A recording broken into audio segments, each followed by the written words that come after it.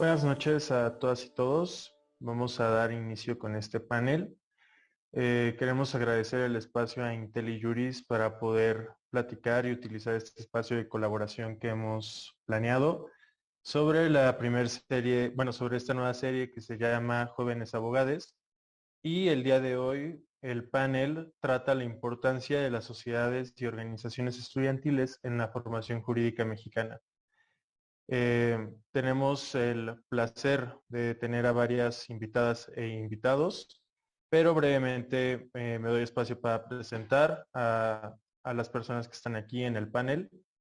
En primer lugar, nos acompaña Guillermo Ucha Cavadas, quien es presidente del Consejo Interuniversitario Nacional de Estudiantes de Derecho y asesor legislativo del Senado de la República. Además, es expresidente de la Sociedad de Estudiantes de Derecho del TEC de Monterrey, Campus Santa Fe.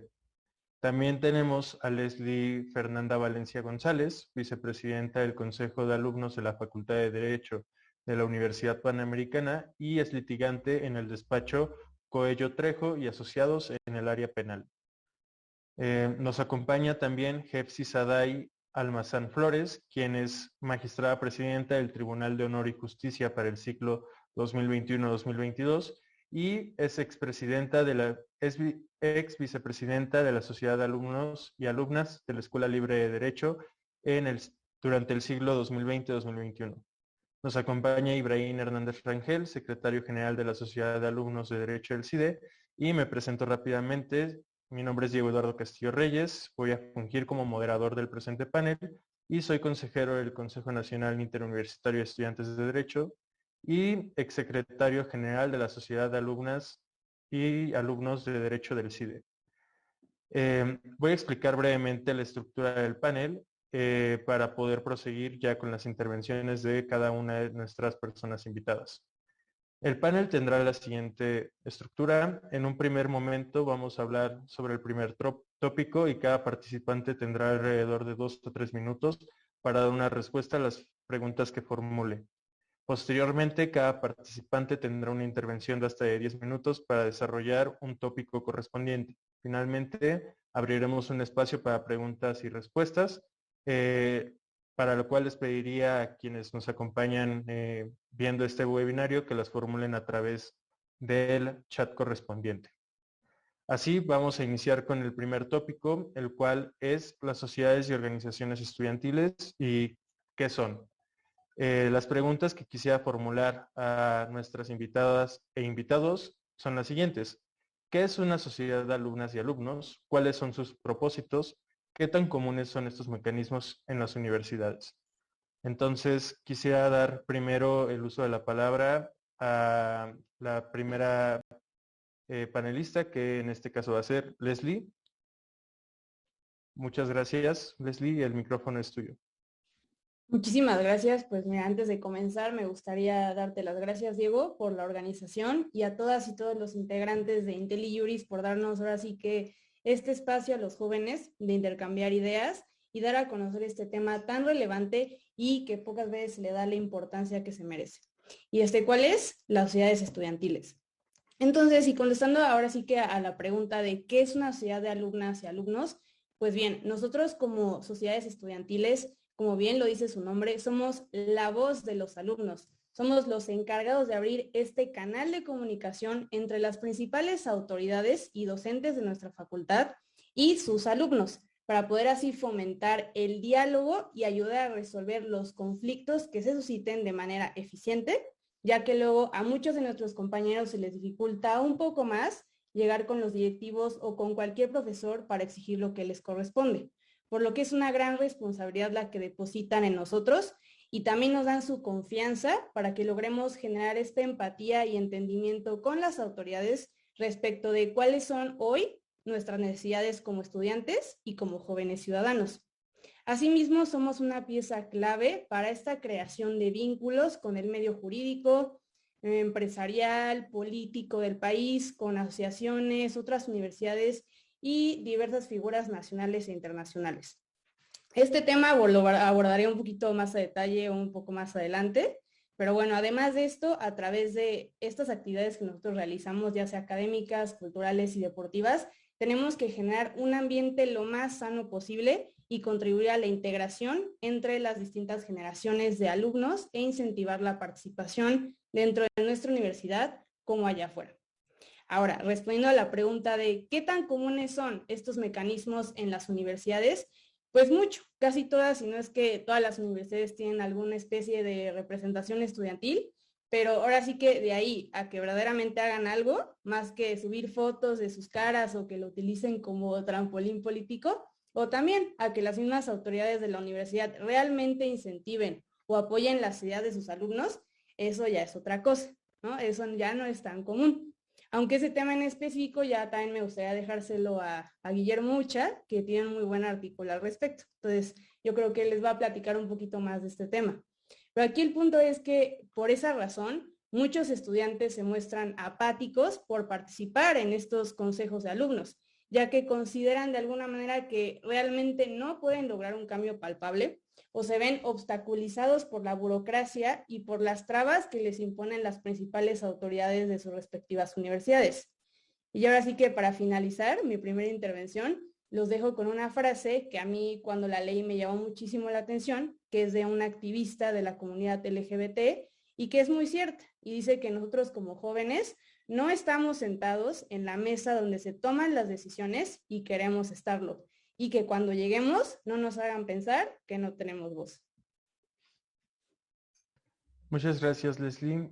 Ahora le voy a ceder el uso de la palabra a Guillermo para que nos platique su visión respecto de este primer aspecto que estamos discutiendo. Gracias. Gracias, Diego. Y muchas gracias también por la organización y por el despacho, por el despacio. Para mí es un gusto poder platicar en una plataforma tan importante como IntelliJuris, así que también les agradecemos muchísimo por el espacio. Y pues más que nada la alegría también viene de estar compartiendo estos momentos con gente que aprecio y admiro mucho. Entonces me da mucho gusto estar aquí y también ver a tantas personas conectadas. Pues mira, contestando tus preguntas, para mí, ¿qué son las representaciones estudiantiles? Yo veo la respuesta de dos partes. Una, lo que quieren lo que las universidades quieren que sea, y otra, lo que como representantes nos gustaría que fueran. Lo que las universidades quieren que sea, pues yo creo que a veces obviamente depende mucho de cada escuela, pero esta, como bien lo llamó nuestro querido amigo Emilio Santos, esta gerentocracia académica a veces simplemente quiere que sean como algunas de nuestras diputadas y diputados en el Congreso de la Unión, no siempre alzamanos, unas personas que simplemente empujan todo lo decidido ya por las cúpulas universitarias.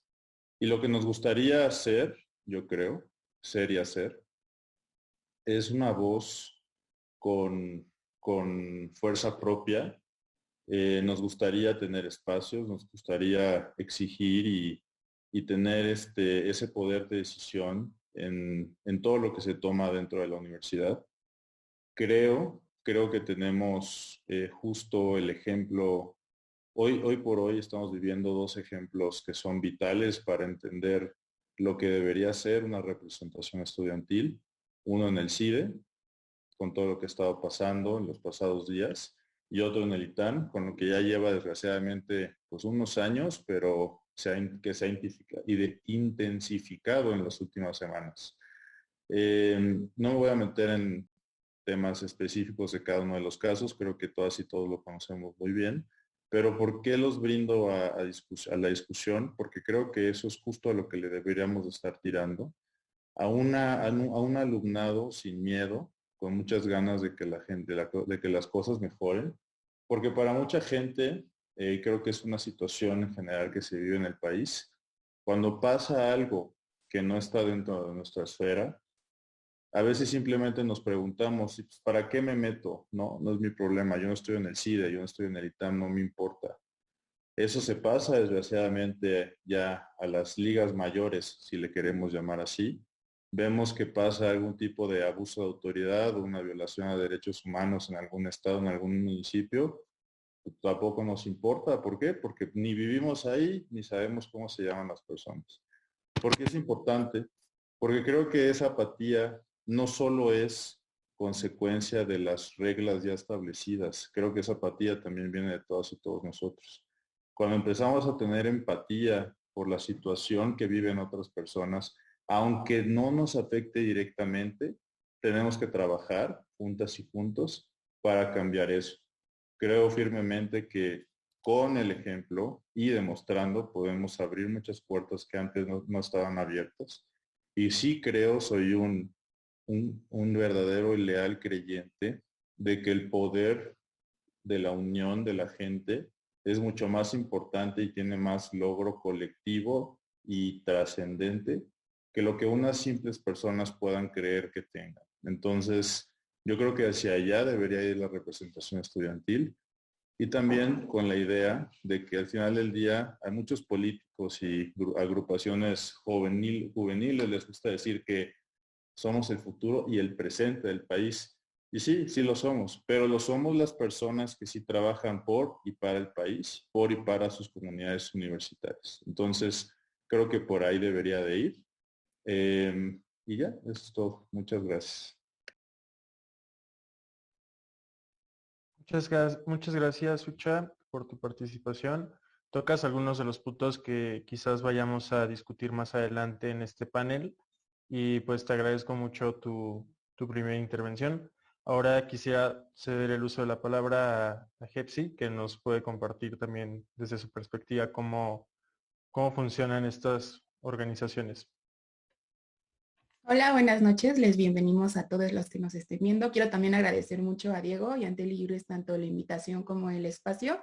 Y bueno, quiero aclarar primero que nada que todas las consideraciones, opiniones e ideas que voy a exponer son a título personal, son de mi experiencia y desde mi pensamiento.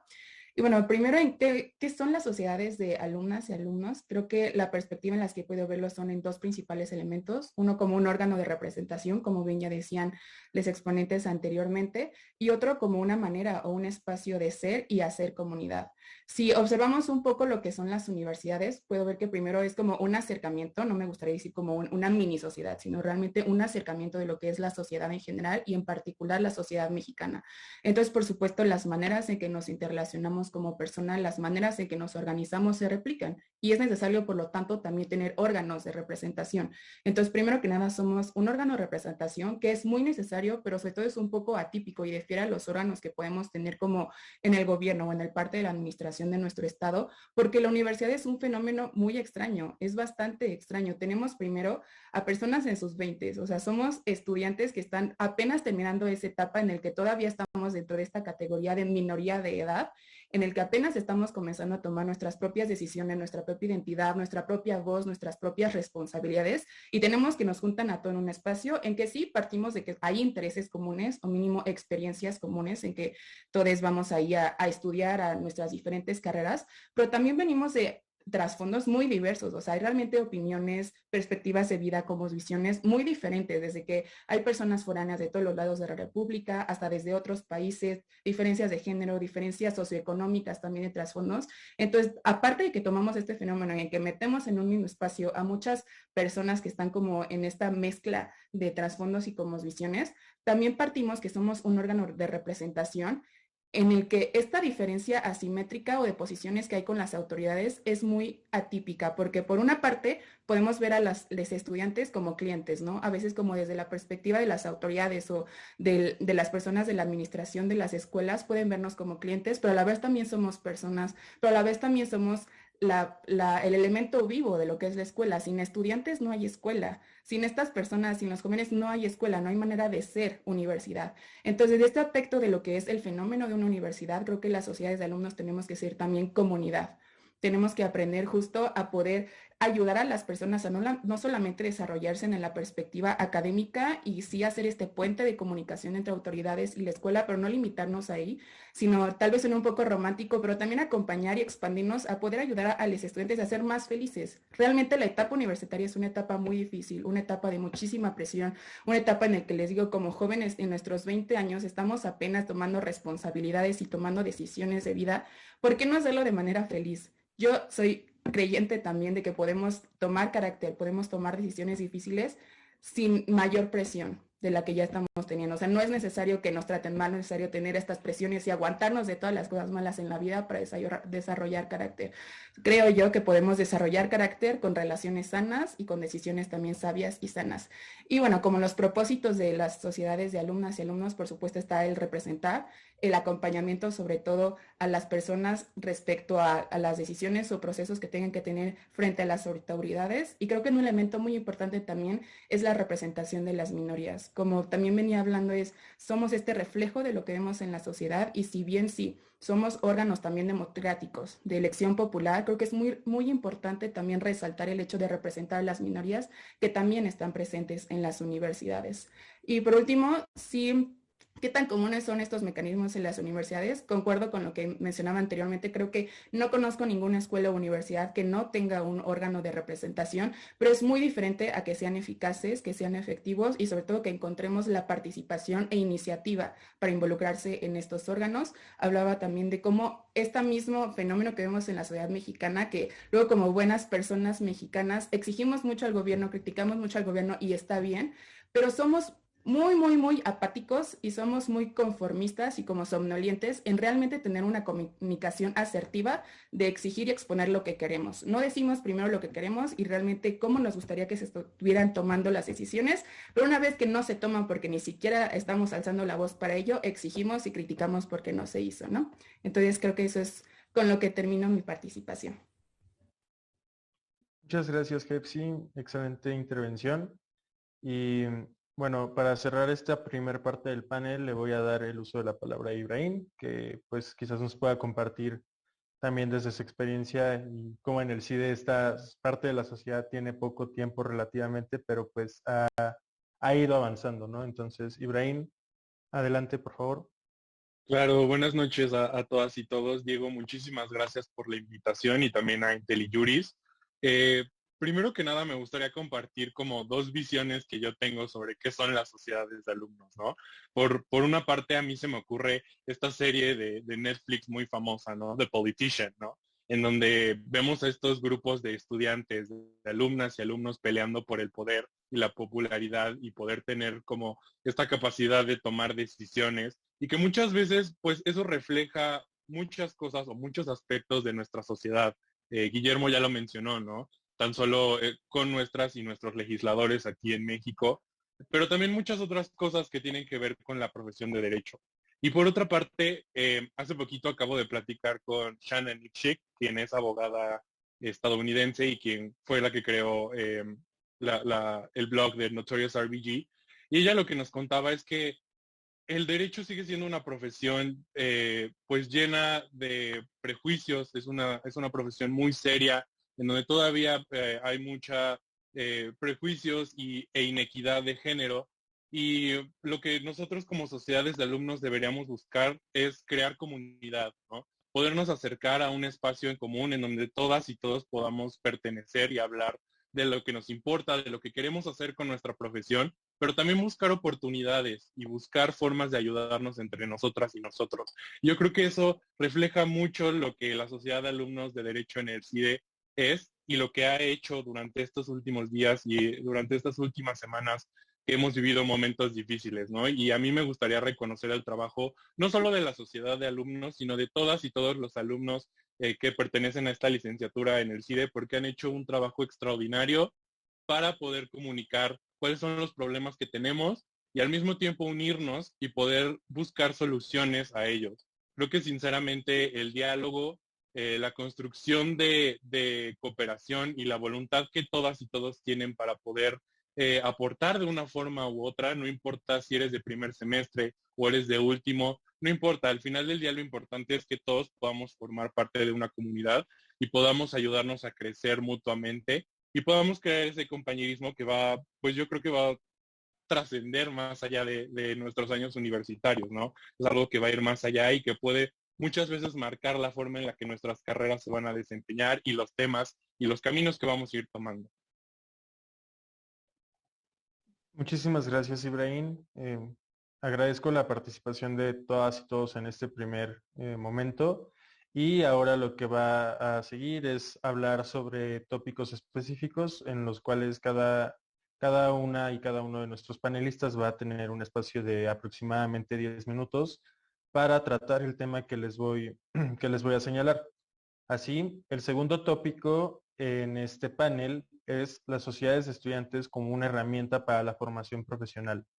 Aquí va a tener una intervención Leslie, en la cual pues le pediría que nos platique y que aborde las siguientes cuestiones. ¿Cómo pueden las sociedades de alumnas y alumnos aportar para formar mejores profesionistas del derecho? ¿Cuáles son las herramientas que están disponibles para hacerlo? ¿Y cómo se promociona el empleo a través de una sociedad estudiantil? Entonces, Leslie, adelante. Muchas gracias. Muchas gracias, Diego. Pues primero que nada, felicitar también las grandes intervenciones aquí de Ucha, de Jepsi, de Ibrahim.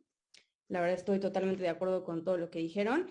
Y pues bueno, como ya se ha dicho, las sociedades de alumnos pues somos los principales, ¿no?, encargados de impulsar estas relaciones con diversas instituciones para promover actividades, conferencias y talleres interuniversitarios que ayuden a ampliar esta visión de los estudiantes de Derecho y lograr una formación de profesionistas integrales, fomentar el liderazgo, la participación estudiantil y la diversidad de ideas en las nuevas generaciones.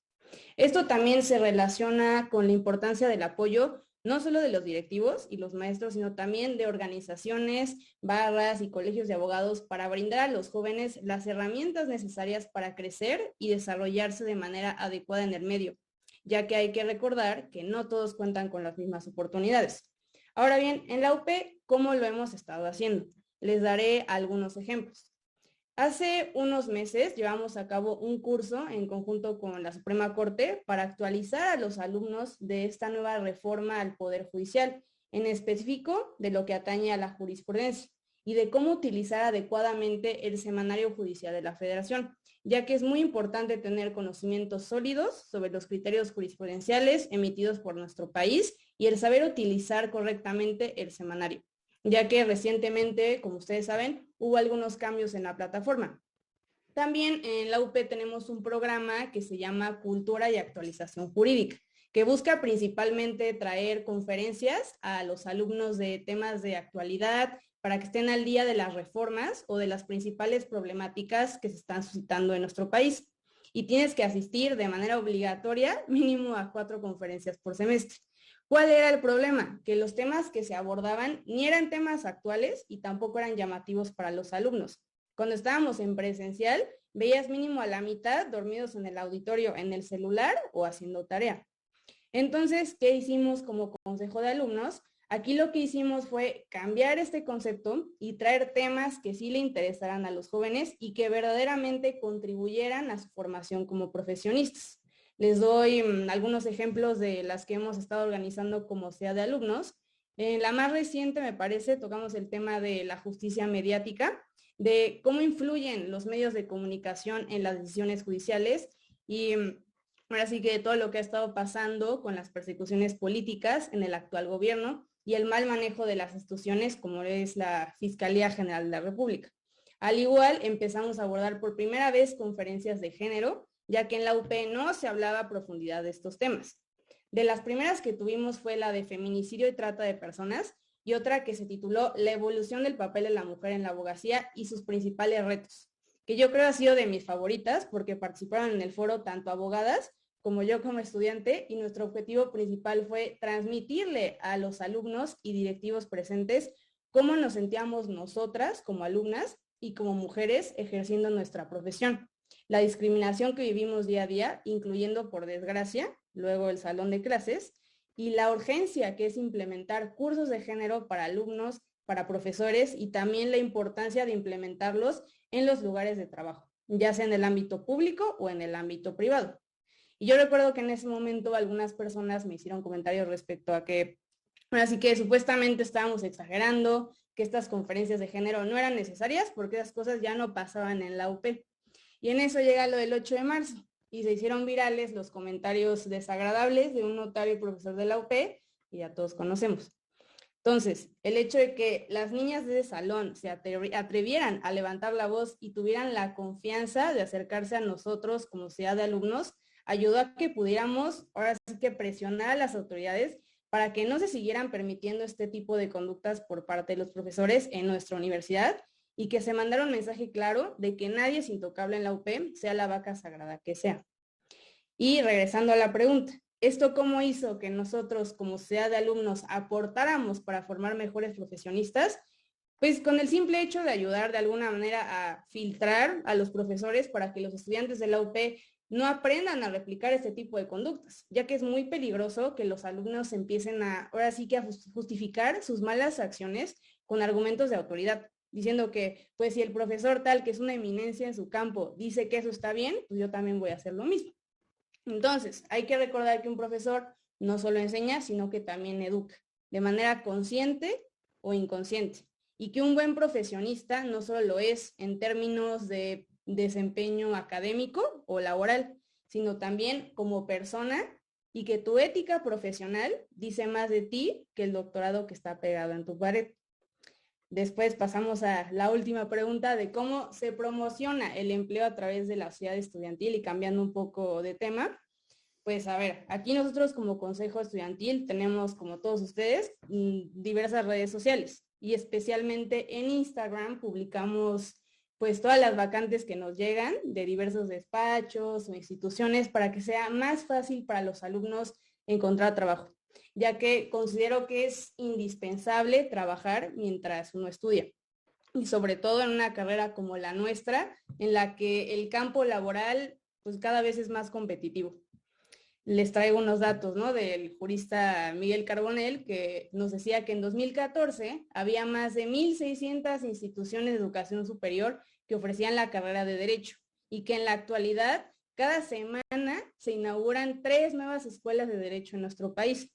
Así que ya en nuestros tiempos ya no basta con solo haber estudiado en una universidad de prestigio para tener una buena vida asegurada, ¿no? Entonces, pues ahí se las dejo, ¿no? Y ya para finalizar, lo que hacemos como consejo de alumnos ayuda a romper esta burbuja en la que vivimos la mayoría de los estudiantes, y hacer énfasis en que la vida estudiantil no únicamente se limita o de manera exclusiva al salón de clases, y que por esta razón los jóvenes tenemos la responsabilidad de aplicar nuestras habilidades profesionales y utilizar nuestros privilegios para ayudar a los demás, trabajar en pro de la justicia, la verdad y el bienestar de nuestra comunidad.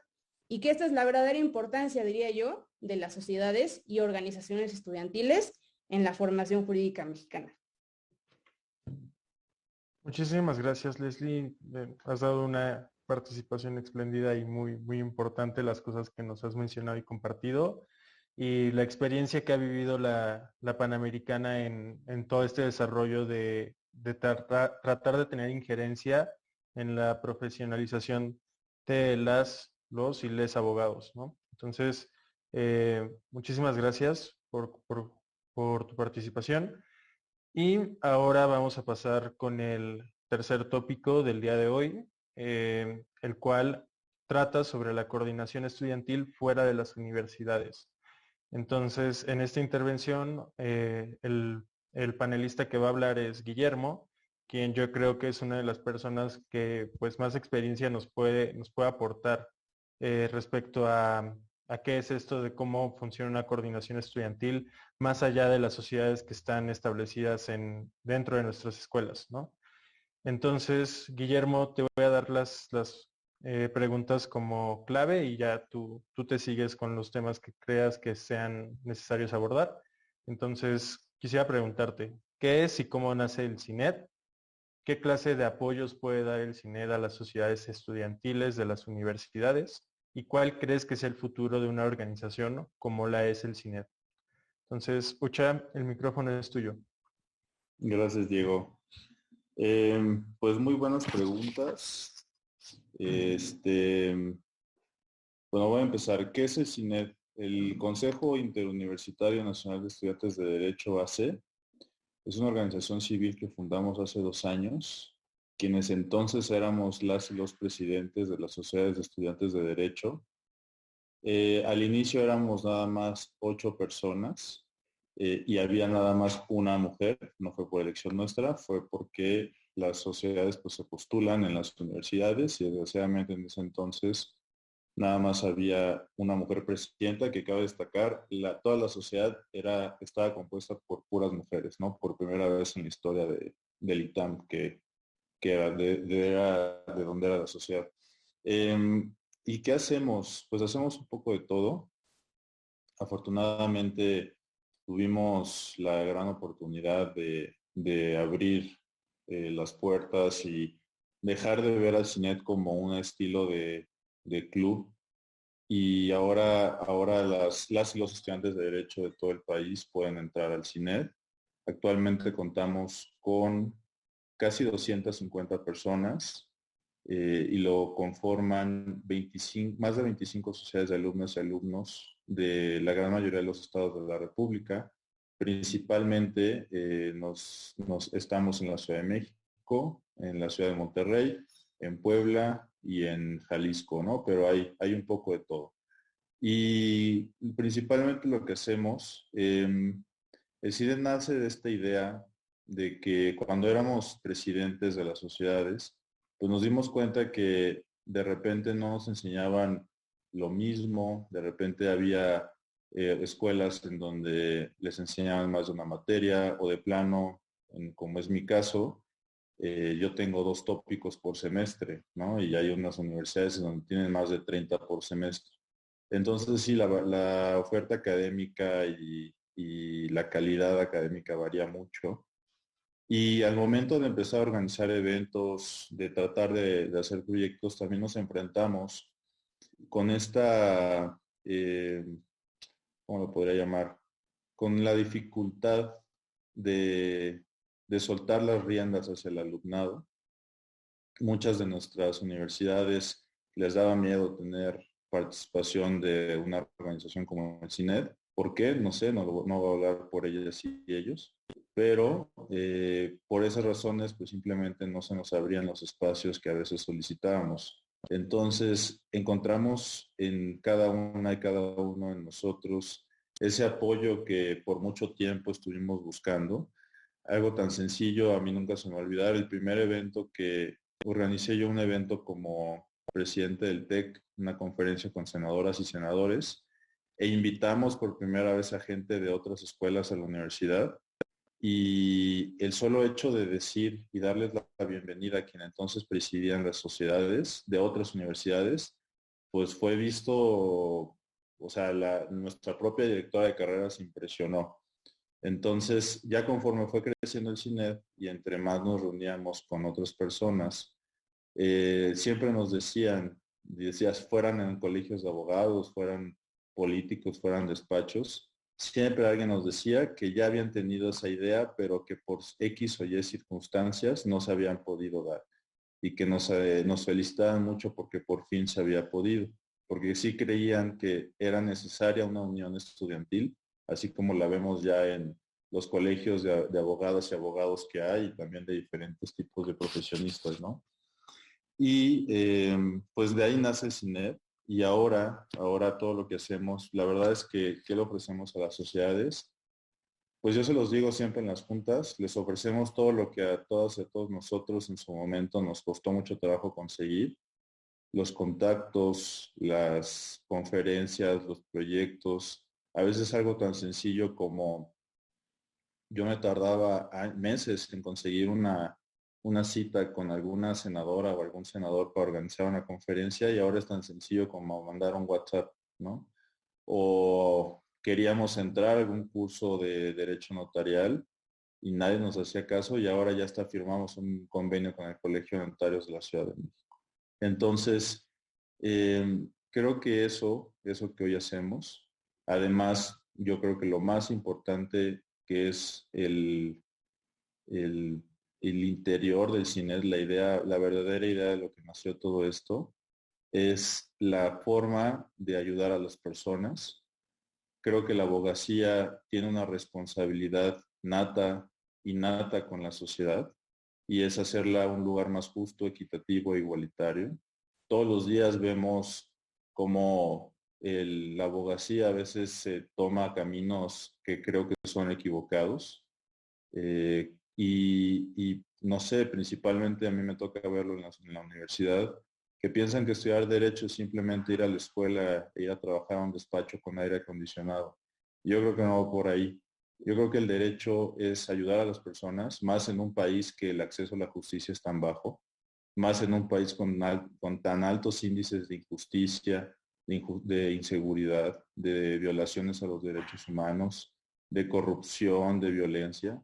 Creo que ahí es donde las y los abogados tenemos que entrar, a ensuciarnos las manos, pero de lodo, de tanto trabajo que se tiene que hacer. Y es donde tenemos que quitarnos el miedo y la pena y esta idea de que nada más es abogada o abogado para ganar dinero. No va por ahí. Entonces, el CINED con acciones hemos logrado poner esa discusión, ese tema en la discusión estudiantil, con dos acciones específicas. Una, presentamos un amparo en contra de la ley de la industria eléctrica. Hoy por hoy somos la única organización juvenil en conjunto con el colectivo de Jóvenes por Nuestro Futuro en tener una suspensión provisional en contra de la ley de la industria eléctrica. Hay otra organización que es Greenpeace, pero no nos comparamos ni en tamaño ni en presupuesto con Greenpeace. Y firmamos un convenio con la Fundación de la Barra Mexicana, en donde vamos a trabajar en conjunto con ellas y ellos para trabajar en casos pro bono, porque en muchas de nuestras universidades no tenemos, por muy raro que suene, no tenemos la posibilidad de liberar el servicio social aplicando lo que estamos estudiando, ¿no? Entonces creo que es algo muy importante, creo que es una forma de darle a entender al alumnado, a la abogacía juvenil, hacia dónde tiene que ir, hacia dónde tiene que evitar ir. Y el futuro del CINED, pues yo espero que cuando nos vayamos, quienes lo presidimos actualmente, lo retome la gente que tenga estas visiones, que entienda la gran necesidad de justicia que hay allá afuera, la gran necesidad de valor, ¿no? De ganas de querer cambiar las cosas que hay y lo vea y lo utilice para el beneficio colectivo, no para beneficios individuales, es lo más importante. Veo que lo más difícil ya está, ¿no? Ya lo hemos logrado juntas y juntos porque no es un logro individual. Veo que ya está, veo que ya están los fundamentos y ahora simplemente falta agarrarlo y seguirlo construyendo para que crezca y sobre todo para que llegue a más personas, para que todo lo que hacemos llegue a más personas, para ayudar a más personas, para que más estudiantes de derecho puedan darse cuenta que hay otras formas de vivir, hay otras formas de ejercer la profesión, para que vean que es posible estudiar una maestría, para que vean que es muy posible acercarse a alguna directiva, algún directivo, pedir ayuda, o a tratar de hacer algo diferente, ¿no? Para que vean que no es simplemente meterse a litigar penal, que pueden hacer mil y un cosas y pueden encontrar también la plenitud y la felicidad dentro de cada una y cada uno de ellos. Entonces espero que todo lo que se ha discutido aquí y comentado hoy pueda ser utilizado para construir ese futuro que tanto hemos estado trabajando. Gracias. Muchas gracias, Ucha. Creo que nos acabas de compartir una experiencia muy valiosa respecto a cómo ha sido este trabajo que se ha realizado en el CINED y pues, precisamente la importancia de diversificar el conocimiento y de crear comunidad y de apoyar a las personas que están bueno, en este caso es el gremio estudiantil de estudiantes de Derecho, ¿no? Entonces, muchas gracias por tus palabras. Ahora vamos a pasar al cuarto tópico, que es la relación institucional de las sociedades con las autoridades escolares. Y para esto, debido a su cargo actual y a su experiencia, la intervención sería de Hepsi. Entonces, Hepsi, igual te doy algunas preguntas guía y ya tú las desarrollas, por favor. La primera es, ¿qué apoyo recibe la sociedad de estudiantes por parte de la administración de la universidad para desarrollar actividades extraescolares? La segunda, ¿qué mecanismos han implementado como estudiantes para resolver conflictos, tal como lo puede ser el Tribunal de Honor y Justicia? Y cómo median la relación entre estudiantes y profesores o autoridades. Entonces, Hepsi, el micrófono es tuyo. Muchas gracias, Diego. Y bueno, híjole, el tema está medio escabroso, ¿verdad? De repente, justo creo que donde hay mayor conflicto o mayor presión es en la relación con las autoridades en estos órganos. Entonces, primero, con la pregunta de qué apoyo recibe la sociedad, creo que la palabra apoyo a mí no me gusta y tuve que aprender mucho a entender una cosa.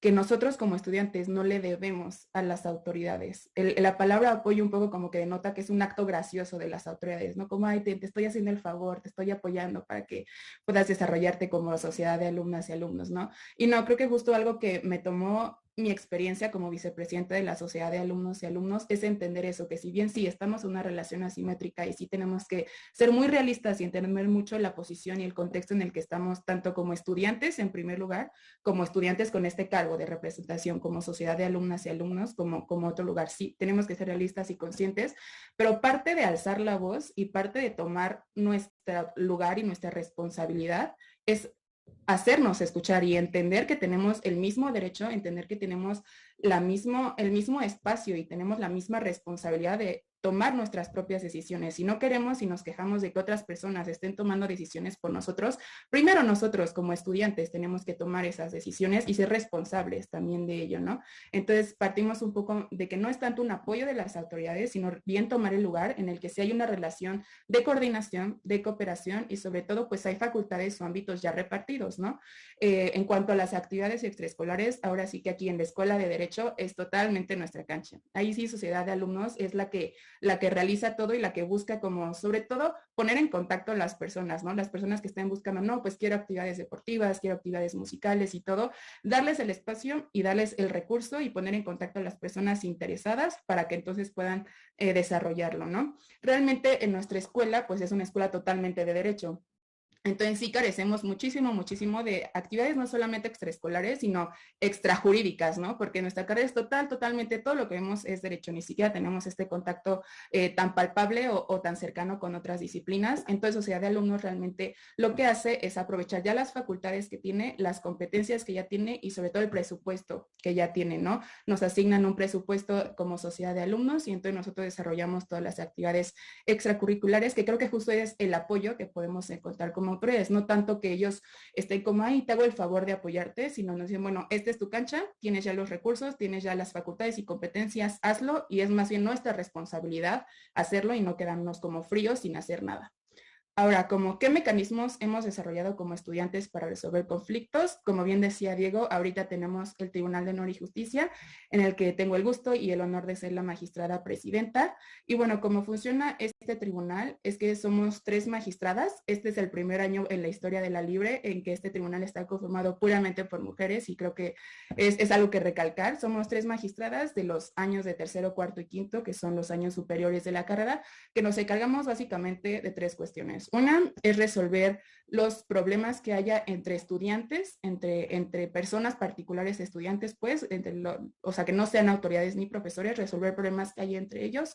Otra, problemas que haya entre los propios órganos de la sociedad de alumnos. Tenemos lo que es como el comité ejecutivo, tenemos también órgano electoral, tenemos asamblea de representantes. Entonces, si hay algún tipo de conflicto y sobre todo si están incumpliendo alguna normatividad, nosotros resolvemos y emitimos tanto una sentencia, que sí es como podemos dictar sanciones, sobre todo sobre las estudiantes, o bien recomendaciones cuando ya es necesario como que trasladar el asunto, cuando vemos que hay implicaciones que van más allá de nuestras competencias y facultades, emitimos recomendaciones a las autoridades para que entonces las autoridades desde su cancha, desde su responsabilidad también, pues tomen en cuenta estas recomendaciones. Y por último, también funcionamos como defensoría de las alumnas y los alumnos. Nosotros somos las encargadas de proteger los derechos de los alumnos. Les digo también en primer lugar entre estudiantes, si hay faltas a la dignidad o faltas de respeto aún cuestiones de discriminación, sobre todo ahorita también discriminación de género o hasta violencia en materia de género, nosotras entramos.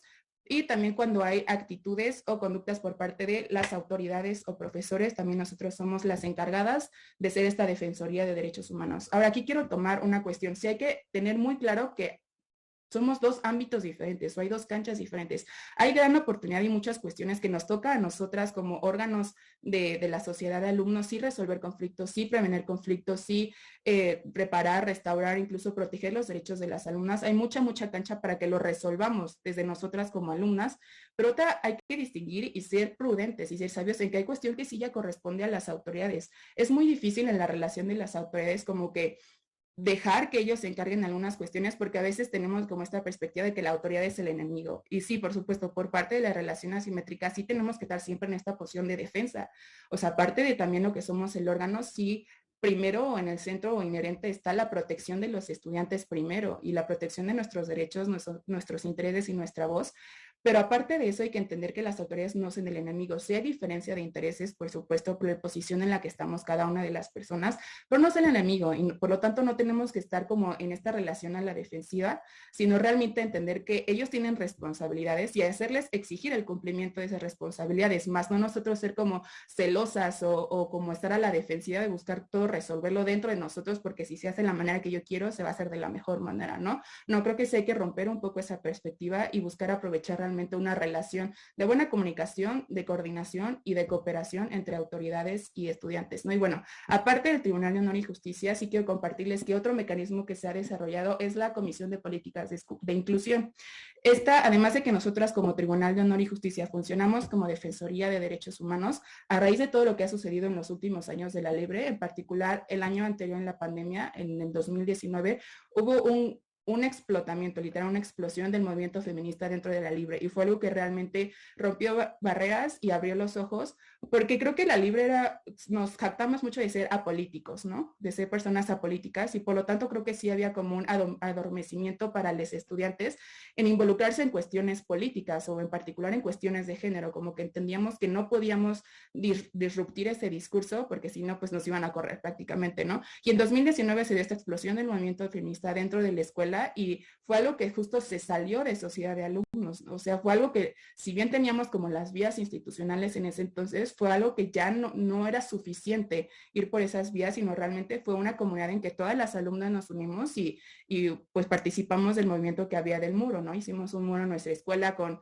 muchos miedos, con mucha pasión y mucho coraje en el alma, pero fue algo que como resultado dio esta Comisión de Políticas de Inclusión en que ya específicamente se encargan de cuestiones de cuestiones de violencia de género dentro de la escuela y además de haberse creado esta comisión de alumnas, se dio la creación de un órgano institucional por parte de la escuela. Ahora se creó una unidad de atención de quejas que especialmente desde el lado de las autoridades están para atender a estas cuestiones, ¿no? Creo que es un logro en el que justo cuando nos organizamos como pues alumnas en este tema en específico podemos ver realmente el cambio y reacción en el que hubo este intento de comunicación con autoridades y alumnas que sí, nos falta mucho que sí creamos este órgano y sobre todo por parte de las autoridades han estado cambio y cambio los titulares porque no es fácil también desde parte de la autoridad que le toca ahí como titular hacerse responsable y confrontarse con toda una tradición que vamos cargando por cientos de años. Entonces sí nos falta mucho camino por recorrer, pero creo que si nosotros desde como alumnas y como alumnos en particular de estudiantes de Derecho buscamos esta participación activa en prevenir y resolver conflictos desde nosotros mismos,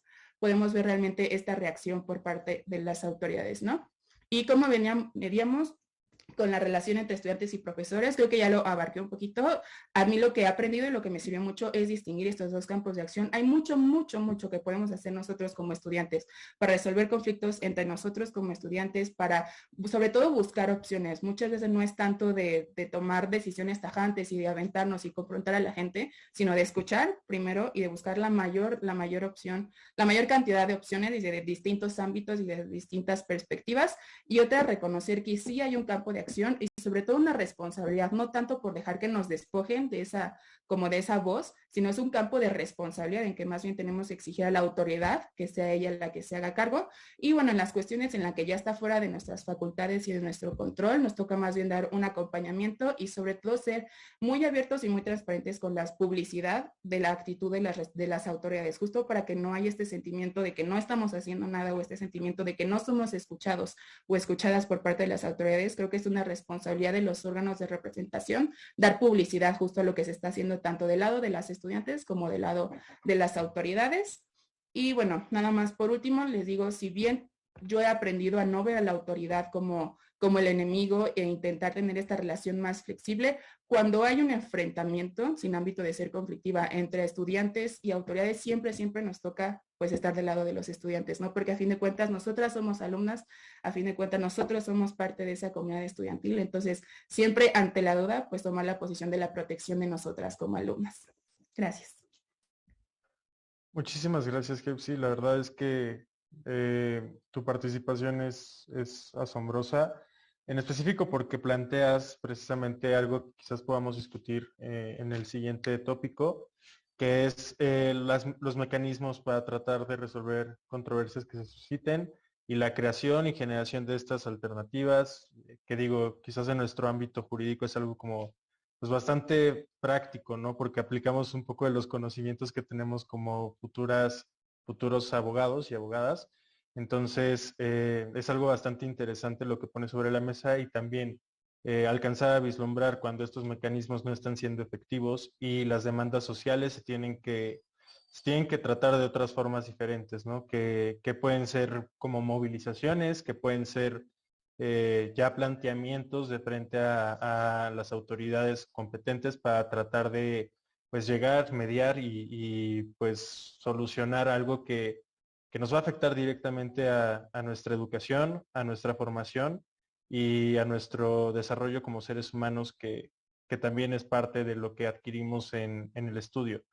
No nada más conocimientos jurídicos, sino también de ética y de compromiso social, ¿no? Entonces, muchísimas gracias, Hepsi. Ahora vamos a dar pie al último tópico en el cual va a participar Ibrahim. Quizás nos pueda comentar bastante bien qué, qué tipo de herramientas de representación pueden conseguir la lucha por intereses colectivos por parte de una comunidad estudiantil, ¿no? Algo que estamos viendo muy recientemente en el CIDE y en el ITAM y que pues estamos en ese proceso de tratar de buscar vías que nos sean útiles para poder alcanzar estos fines. Entonces, Ibrahim, yo te preguntaría como una pregunta guía, ¿cómo pueden manifestarse los intereses colectivos a través de las sociedades de estudiantes? Y que nos compartas la experiencia reciente que puedas conocer del CIDE o si tienes acercamiento con la del ITAM, pues también adelante. Muchísimas gracias, Ibrahim. Claro, muchísimas gracias por la pregunta. Creo que justamente es algo que va muy de acuerdo a lo que estamos viviendo actualmente en el CIDE. Y me gustaría empezar diciendo que algo que me gusta bastante de esta institución es que somos un grupo, por así decirlo, y en comparación a otras universidades, muy pequeño de alumnas y alumnos. Somos un grupo muy pequeño, pero al mismo tiempo somos un grupo bastante diverso. Tenemos compañeras y compañeros que vienen de diferentes partes de la República que tienen diferentes pues contextos económicos y sociales y yo creo que eso permite que todas y todos podamos conocer y abrirnos un poco, como decían los demás panelistas, a romper esta burbuja y poder romper esta perspectiva que nosotros tenemos de cómo es para nosotros el derecho o cómo debería ser, ¿no? Y creo que eso es bastante importante en nuestro país, pero también a nivel internacional. ¿Cómo podemos representar los intereses de nuestras compañeras y compañeros? Yo creo que eso es algo fundamental y creo que se marca bastante bien con el amparo que se hizo durante los días pasados. Y algo que me gustaría resaltar es que fue un esfuerzo en conjunto de alumnas y alumnos. Y no solamente de los alumnos de mayor grado o que tienen mayor experiencia. También estuvieron involucrados alumnos y alumnas de tercer semestre, de primer semestre, que tal vez no conocían o no tenían mucho conocimiento de cómo eran los procesos y las cosas que tenían que hacer, pero que al final del día se hizo comunidad y se logró poder explicar todo y se logró participar de manera conjunta, ¿no? Y eso es algo que me gustó bastante, que si no sabía, una persona preguntaba y otra le respondía y veían la forma de solucionar el problema. Y si tú no sabes hacer esto, bueno, pues yo puedo ir a la oficina y dejar el documento para que me lo firmen, o yo puedo recabar las firmas. Y eso me pareció bastante importante porque al final del día estamos poniendo en práctica nuestra profesión. Y creo que eso es sumamente valioso y creo que al final del día eso es algo que me da, o a mí de manera personal me va a dar mayor conocimiento y experiencia más allá de tomar un o de aprender una clase, ¿no? Y creo que eso es bastante importante, el poder tener experiencias que nos puedan ayudar a ir más allá de las aulas y poder tener estas perspectivas de conocer a diferentes personas que ya están trabajando en los ámbitos, en los diferentes ámbitos jurídicos que existen, y poder platicar con ellos, tener conversaciones y el poder conocer a fondo lo que hacen y la forma en la que funcionan las diferentes instituciones y las diferentes organizaciones. Creo que eso es algo bastante valioso y creo que también aporta bastante y eso es uno de los objetivos que deberían de tener las asociaciones de alumnos, ¿no? Afortunadamente el CINED, con Guillermo hemos tenido la oportunidad de participar de diferentes formas en diferentes conferencias, talleres, pero también poder tener diálogos con representantes. La semana pasada tuvieron una conversación en la Cámara de Diputados, se habló también de lo que está pasando en el CIDE. Entonces yo creo que al final del día la importancia que tiene el hacer comunidad y el poder acercarnos a las personas para poder encontrar soluciones a conflictos es algo bastante importante y que creo que muchas veces lo damos mucho por sentado, eh, porque pues por diferentes situaciones, ¿no? Y tomando en cuenta lo que ha sucedido en el ITAM, yo creo que también algo fundamental es esto, ¿no? El hacer comunidad y el poder hacer viral lo que está sucediendo y el poder comunicar y transmitir eso, no solamente a personas de su universidad, sino más allá de ello, y el que todos podamos formar este grupo que se ha hecho en el CINED, en donde diferentes representaciones y diferentes alumnas y alumnos podemos comunicarnos, decir lo que está mal, y ver la forma en la que podemos ayudarnos para solucionar conflictos. Entonces yo creo que ese es el punto central, la cooperación y el poder hacer comunidad con las personas. Muy bien, muchísimas gracias, Ibrahim. Con esto concluimos la fase del panel en la que tratamos tópicos y vamos a empezar a responder algunas de las preguntas que nos han formulado a través del chat y de la sección de preguntas y respuestas. La primera pregunta que vamos a abordar es ¿cuál es la mejor manera de enseñar el derecho para nosotras y nosotros, como desde nuestra experiencia? Si por casos prácticos o por principios que pues está más dirigido hacia como la formación dogmática, ¿no? Y el por qué lo consideramos así. Entonces, Leslie, quizás tú que eres litigante nos podrías compartir cuál es cuál es tu experiencia, ¿no? Claro, digo, pues yo creo que no están peleadas, ¿no? O sea, yo creo que siempre necesitamos la teoría y la práctica al mismo tiempo, porque luego no sé si a ustedes si les pasa que en clase a veces el profesor pues sí te cuenta como todo lo bonito, te echa toda la teoría, pero una vez que sales y ahora sí que vas a la práctica, pues realmente sientes que no te dieron las herramientas suficientes porque nada más se quedaron en eso, ¿no? En la teoría.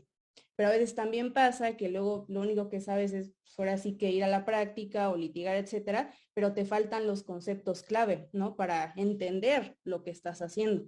Entonces yo creo que la teoría y la práctica tienen que estar juntas en todo momento, ya sea en clase, que además a mí me gusta mucho cuando los profesores sí te dicen como, a ver, este es el concepto y te voy a dar un ejemplo, ¿no? De cómo funciona en la práctica.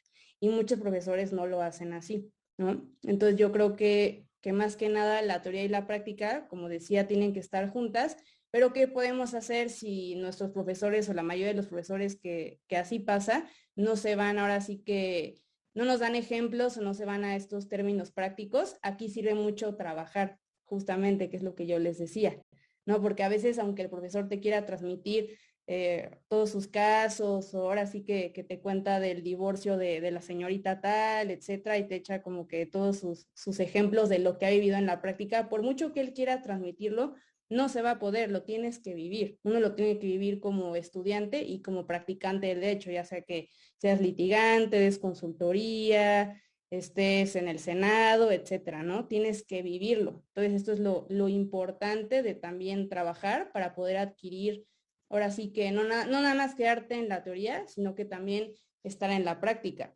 Igual aquí puedo, no sé, resaltar algún error que yo veo y también que le podría ayudar a las personas que se dedican mucho a la doctrina, es que luego escriben libros o quieren dar ciertas recomendaciones, pero ya, o sea, escriben, pero no realmente no hacen palpable la problemática, ¿no? De lo que realmente está pasando. Entonces yo creo que también a las personas, a mí también me gusta mucho la academia, a las personas que se dedican también a estas cuestiones, serviría mucho el hecho de también involucrarse un poco más en lo que realmente está pasando para poder plasmar en los libros y dar soluciones verdaderas y prácticas a lo que está pasando. Entonces yo creo que eso es lo que podría contestar al respecto y Y pues ya simplemente concluir que la teoría y la práctica no están peleadas y que tiene que haber un equilibrio entre ellas para poder ahora sí que fomentar una buena educación y transmitir pues verdaderamente los conceptos, ¿no? Esa sería mi respuesta. Gracias, Leslie. Excelente respuesta. Otra pregunta que nos hacen es, en perspectivas, ¿qué opinamos sobre el software Watson de IBM, que en los Estados Unidos que en los Estados Unidos de Norteamérica está originando que los abogados jóvenes ya no puedan conseguir trabajo tan fácilmente debido a que el software permite obtener asesoramiento legal, por ahora en la parte más básica, y en segundos, y que tiene un 90% de precisión, ¿no? Entonces, esta pregunta está como dirigida al cambio tecnológico que está viviendo en la profesión jurídica. Entonces, Hepsi, permítete contestar esta pregunta, por favor. Muchas gracias.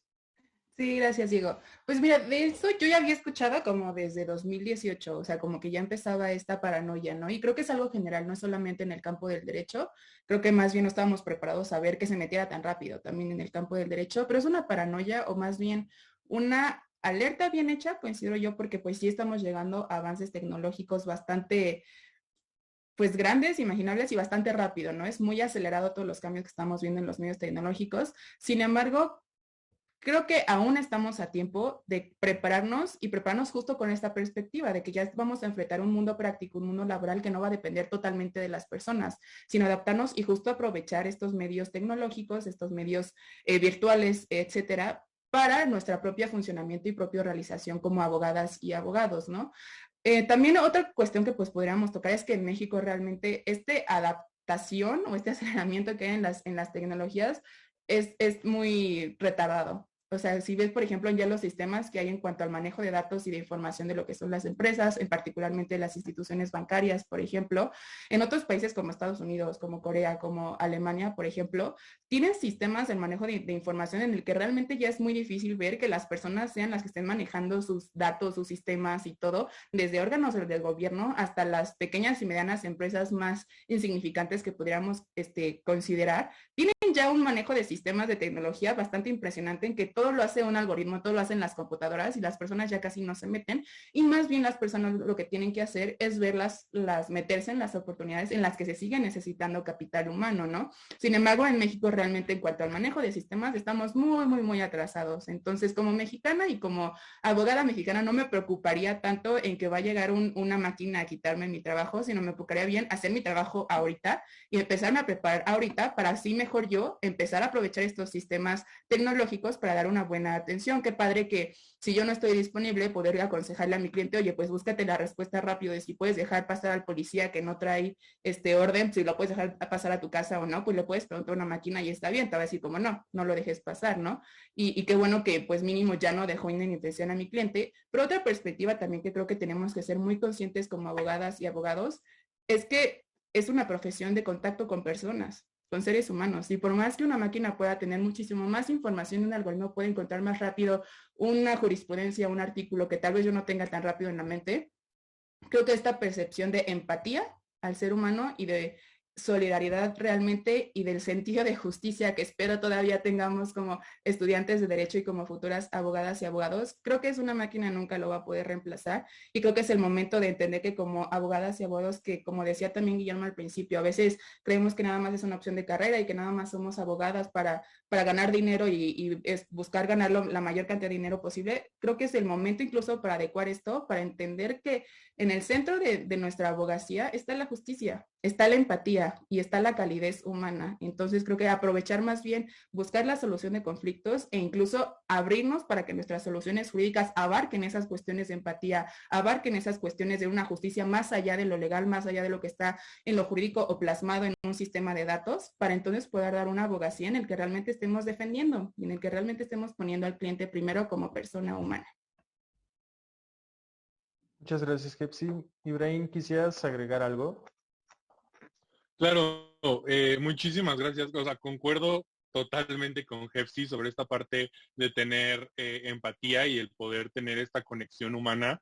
Justamente hace unos meses tuve la oportunidad de platicar con LegalLearn quien es un abogado que trabaja mucho con migrantes, solicitantes de asilo y refugiados, y él nos contaba la necesidad que él tenía como abogado de poder eliminar todo este lenguaje jurídico y tecnicismos y toda esta parte que tal vez no es tan común de escuchar y para la mayoría de las personas que están en esa situación, pues para nada lo utilizan, ¿no? Entonces, y él hablaba mucho de esta parte de el poder tener ese acercamiento entre personas y ese acercamiento humano para poder conocer el contexto en el que estas personas se encontraban y por las razones por las cuales habían huido de su país o porque estaban solicitando ese asilo, ¿no? Entonces, a mí me parece que esa parte es sumamente importante y es algo que las y los abogados tenemos que tener muy en cuenta, no solamente para temas migratorios, sino a nivel general, ¿no? Al final del día, nuestra labor es ayudar a las personas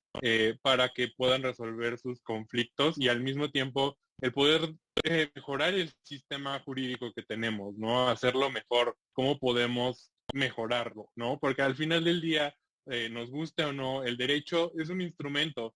Las y los seres humanos lo creamos y está lleno de errores, claro que sí, pero siempre podemos buscar la forma de mejorarlo, ¿no? Y a mí me gustaría compartir con ustedes un artículo que se llama Por nuestro derecho a desobedecer, es de Carla Prudencio, quien es nuestra coordinadora de licenciatura de Derecho en el CIDE, y ella justamente habla de esto, ¿no? De cómo hay muchísimas normas que la tecnología ha implementado y muchas cosas que se han implementado a raíz de las nuevas tecnologías y de cómo hay ciertas cosas que nosotros dejamos o damos por sentado, pero que tienen un trasfondo y que al mismo tiempo pues tenemos que tomar en cuenta la necesidad que tenemos los seres humanos de interactuar con otros seres y al mismo tiempo de tener estos acercamientos de empatía y que van más allá y que nunca nos van a poder dar las máquinas o pues la tecnología en específico. Muchas gracias a Jepsi y a Ibrahim por estas aportaciones tan importantes. Y hay una pregunta, hay todavía dos preguntas que vamos a realizar. La siguiente pregunta, pues trata sobre una persona que nos comparte que le gustaría llevar a cabo pues una asociación estudiantil dentro de su facultad de Derecho y que pues le agrada mucho cómo surgen estas formas de organización y la preocupación que hay de parte de las sociedades de estudiantes por los alumnos, ¿no? Pero ¿cuáles son los mecanismos para poder conseguir esto? Si incluso la universidad pues hace la petición a los alumnos cuando se inscriben de que no se asocien. Y es una regla que está establecida cuando firman como parte de ser parte de esta escuela, ¿no? Aquí yo quisiera dar mi punto de vista y mi experiencia porque hasta hace no mucho el CIDE no tenía una sociedad de estudiantes de derecho. Y justamente a partir de una preocupación más o menos generalizada que teníamos como estudiantes, fue que nos reunimos y empezamos a estructurar lo que ahora es Lexide. Esto surgió en 2018, realmente es una sociedad bastante nueva y con poca experiencia, pero que afortunadamente se ha mantenido en estos ya 3 años, casi 4. Y realmente es una tarea difícil, es una tarea difícil que muchas veces las autoridades no les dan un apoyo pleno. En este caso, como nos comparte la persona que hace la pregunta, pues es además más difícil porque institucionalmente está prohibido. Pero yo creo, y desde mi punto de vista, que vale la pena que haya una intención generalizada por parte de los y les estudiantes para poder buscar el mecanismo, ¿no? Y quizás el CINED pueda contribuirles un poco si nos buscan para poder acercarnos y plantear una solución, ¿no? Porque el CINED no nada más se preocupa por las personas que son miembros y miembros, sino por todos aquellos que estudian derecho y pues tienen nuestro apoyo. Entonces, nos pueden mandar un mensaje y podemos buscar cómo ayudarles. Y sobre todo, pues yo quiero recalcar esto, si hay un deseo de ustedes de organizarse como estudiantiles, eso no se les va a impedir ninguna regla.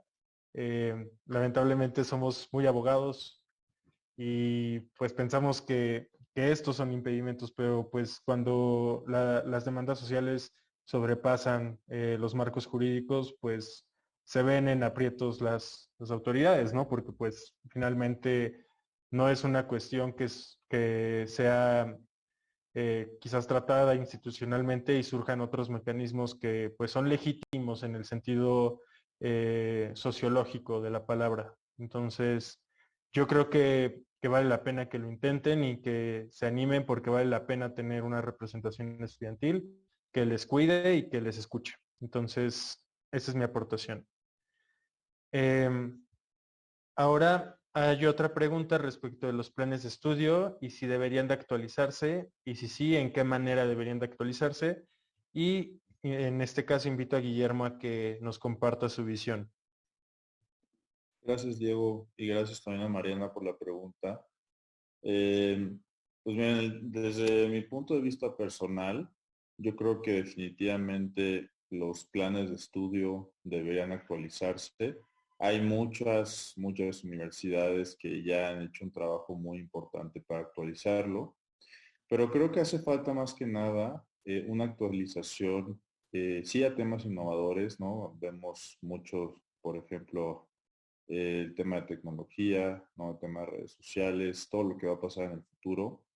También todo lo que tiene que ver en materia de mediación y ciertas actualizaciones al marco jurídico mexicano que no se han dado. También algunos temas que salieron como consecuencia, o bueno, que ya estaban, pero que salieron a reducir todavía más como consecuencia de la pandemia que todavía estamos viviendo, aunque ciertas personas luchen por creer lo contrario. Pero más que nada creo que la actualización debería ir más ligada hacia una perspectiva pública.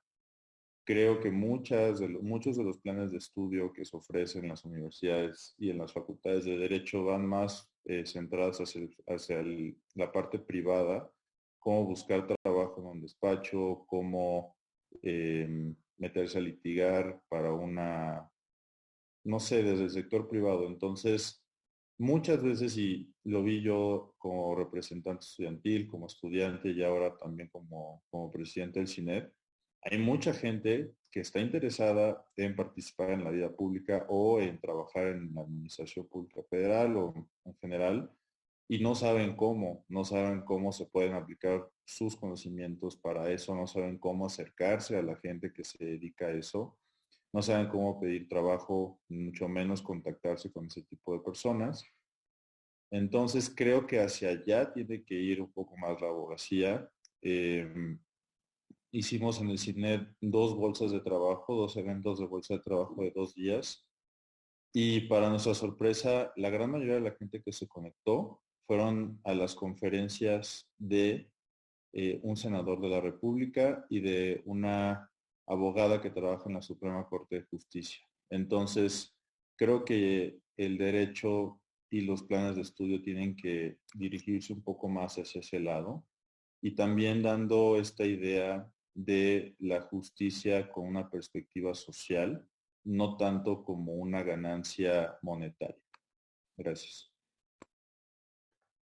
Muchas gracias, Ucha. Ya nos acercamos hacia el final de este panel, pero hay una pregunta que me parece interesante y que creo que podemos más o menos tratar Ibrahim y yo. Nos preguntan cuál es el valor de la argumentación en la jurisprudencia desde el enfoque de Toulmin, Perlman, Wetson, de cara a los juicios orales en el contexto mexicano.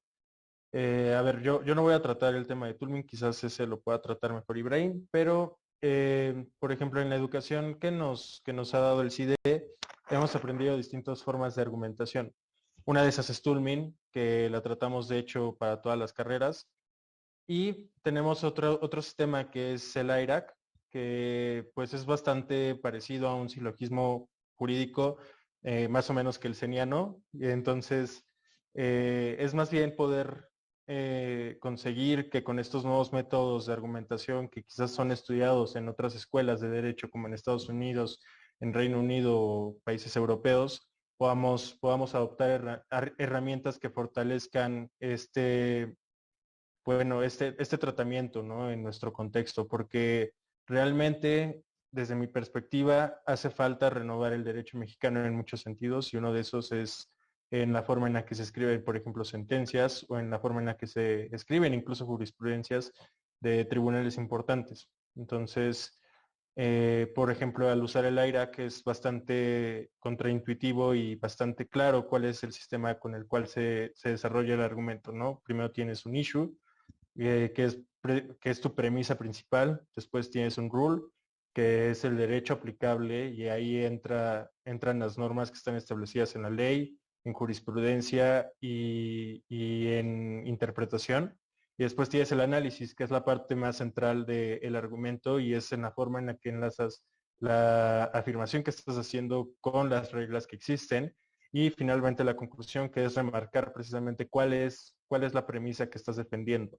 Entonces, creo que es algo que le aporta bastante a la formación. Y bueno, ya Ibrahim podría compartir un poco más la experiencia del Toolmin.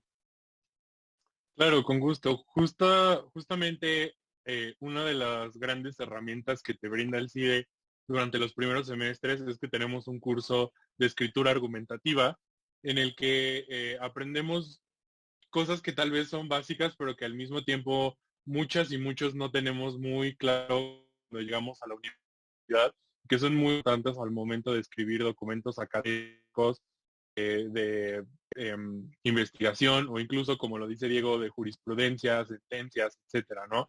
Entonces, el modelo Toolmin a mí me parece bastante importante, pero no sería como mi mejor herramienta al momento de escribir alguna jurisprudencia o alguna sentencia, porque hay que recordar que obviamente están estos elementos, ¿no? De la aserción, el cualificador modal, ¿no?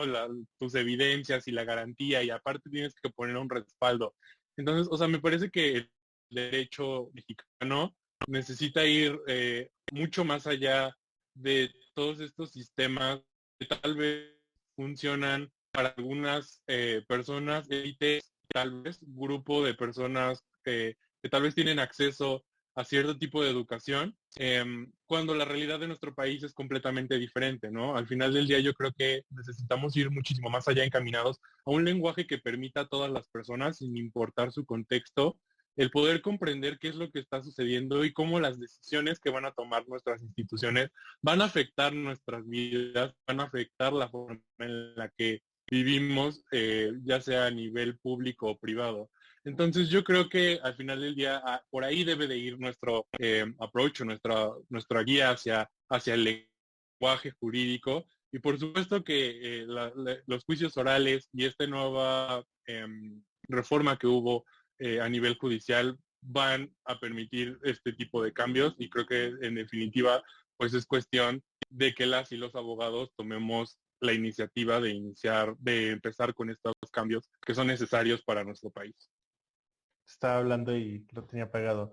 Muchísimas gracias, Ibrahim, por esta última participación. Me gustaría agradecerles a todas las personas presentes en el panel por dedicar este espacio a tratar temas que pues nos preocupan como estudiantes y que en nuestras capacidades y desde nuestro contexto podemos manejar. Hacerles la invitación a todas las personas que si tienen alguna cuestión que quieran conocer más sobre la organización estudiantil de Derecho en México, pues se puedan acercar al CINED, que a mi parecer es una gran organización que me ha enseñado muchísimo y que está abierta, ¿no? Para poder atender problemas sociales y problemas de la educación jurídica en México. Entonces, con esto cerramos el primer panel de jóvenes abogados. Este es el primer capítulo y le agradecemos muchísimo a las personas de IntelliJuris por permitirnos este espacio que vamos a tener cada 2 semanas, más o menos a esta hora. Esperemos que sea constante y nada, estamos abiertas y abiertos a poder acercarnos con las personas que asistieron el día de hoy al panel, y buenas noches a todas y todos.